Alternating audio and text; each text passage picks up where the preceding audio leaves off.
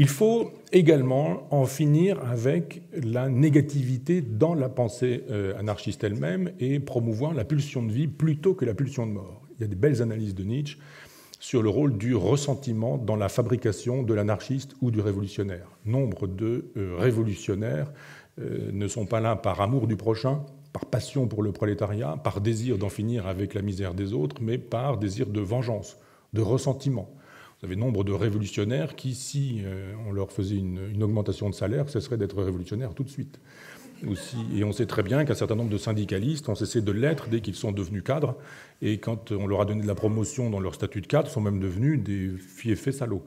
Donc il faut aussi composer avec ce genre de choses. Il y a dans l'anarchie un certain nombre de gens qui sont mus par ce que Spinoza appelait des passions tristes, par le ressentiment, par la haine, par l'envie du voisin, par la jalousie. Je veux ce que l'autre a. Je veux ce que je n'ai pas et que l'autre a. Je désire le désir de l'autre, désir mimétique, etc. Il faut se défaire de cette pulsion de mort qui fait que, bien souvent, dans l'anarchisme aujourd'hui, c'est la critique, la négation, la destruction qui domine, ou le ressentiment, la haine, la rancune, ou les passions tristes, au profit d'une positivité. C'est ça qui m'intéresse dans la pensée anarchiste. Donc si vraiment on doit faire un droit d'inventaire, pratiquer un inventaire, il faudra effectivement considérer que tout ce qui relève de la pulsion de mort est à écarter et que tout ce qui est susceptible de célébrer la pulsion de vie est à conserver.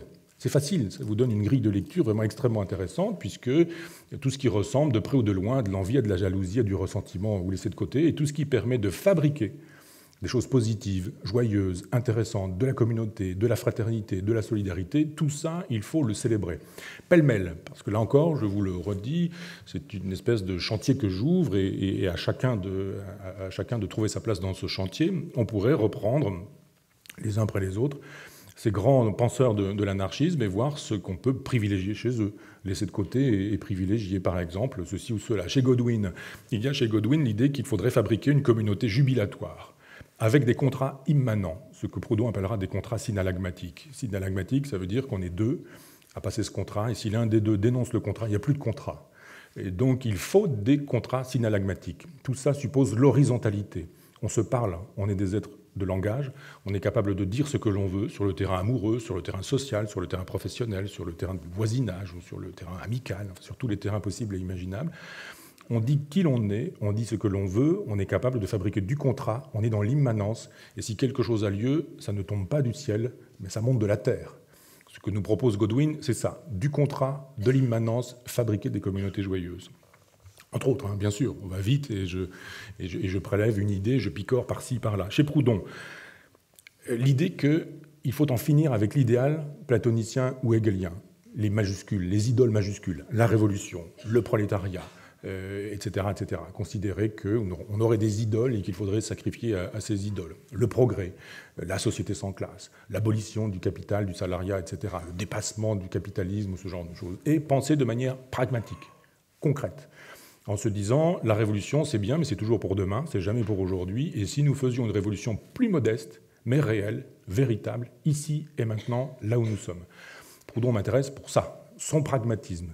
Son invitation à dire « vous êtes anarchiste, très bien, montrez-le, faites-le voir, prouvez-le, incarnez-le, votre anarchisme, dans un atelier, dans une fédération, dans une mutualisation, dans une proposition de coopérative, fabriquez des banques populaires, pas celles d'aujourd'hui, mais des banques qui soient vraiment populaires, avec des crédits quasi gratuits, voire gratuits.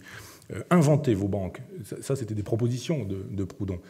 Inventez vos ateliers, inventez vos productions. Vous êtes paysan, vous êtes obligé de passer par des réseaux de distribution qui vont multiplier les marges par 15, 20, 30 ou 40 et vous n'aurez rien du tout, on va vous exploiter, et puis finalement le consommateur n'y trouvera pas son compte. Allez directement du producteur au consommateur, faites des coopératives, fabriquez des coopératives, n'attendez pas la révolution demain, faites-la tout de suite. Allez voir directement les consommateurs et puis mettez-vous en réseau. Faites des relations mutualisées, coopératives, etc. C'est ça qui est intéressant chez Proudhon, son pragmatisme. Chez Stirner, je vous disais tout à l'heure qu'effectivement, il y avait une pensée extrêmement négative dans l'unique et sa propriété, et puis quelque chose qui est extrêmement intéressant qui s'appelle l'association d'égoïstes. C'est le concept majeur de Stirner, à mes yeux. L'association d'égoïstes, c'est ce qui permet de se mettre à 2, à 3 ou à 4 ou à plus, pour fédérer des énergies qui sont autant d'occasions d'incarner notre pouvoir. Nous avons un pouvoir, et c'est parce que nous ne nous emparons pas de ce pouvoir que finalement la domination a lieu. Mais si nous refusons la domination, et si nous sommes plusieurs à refuser la domination, alors la domination n'aura pas lieu. La domination n'existe que parce que nous y consentons. Cessons d'y consentir, associons-nous pour ne pas y consentir, et de fait, vous verrez, l'association d'égoïstes est un formidable cheval de Troie dans le monde de la brutalité du capitalisme libéral. Il y a la possibilité de fabriquer des résistances et de créer des réseaux d'opposition. À Louise Michel, on pourrait emprunter cette idée que la justice doit faire la loi. La justice doit faire la loi. Et de fait, quand on a la liberté, l'égalité, la fraternité, on s'aperçoit que c'est une belle devise, mais qu'il y manque un peu la justice. Et que parfois, quand on célèbre la liberté, c'est souvent au détriment de l'égalité. Quand on célèbre l'égalité, c'est souvent au détriment de la liberté. Et parfois, quand on célèbre l'un ou l'autre, c'est souvent au détriment de la fraternité. Si nous avions la justice comme lien, comme liaison possible de cette trilogie, alors peut-être nous pourrions envisager les choses autrement. Ce qui est juste, ce qui doit revenir à chacun, la dignité, l'humanité, etc. Un certain nombre de valeurs sur lesquelles on se retrouverait, bien sûr.